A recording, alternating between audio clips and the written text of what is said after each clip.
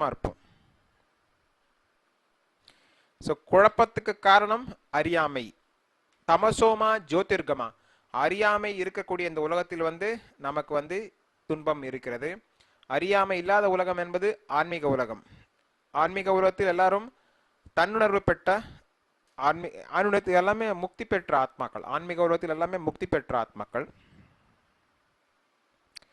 So அவங்களுக்கு எல்லா விதமான அறிவும் இருக்கிறது. சச்சிதானந்தமான உடலை பெற்றவர்கள் ஆன்மீகவாதிகள். பௌதிகத்தில் நாம் அசத் தற்காலிகமான உடல் பெற்றிருக்கிறோம், அச்சித் அறிவில்லாமல் இருக்கிறோம், அப்புறம் துன்பங்கள் நிறைந்துதான் இருக்கிறோம். பௌதிக உலகத்தில் எல்லாமே அசத் அச்சித் நிரானந்தா.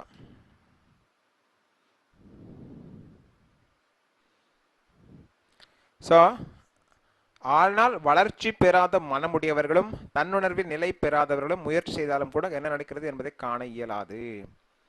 ஸோ பகவான் கிருஷ்ணர் நமக்கு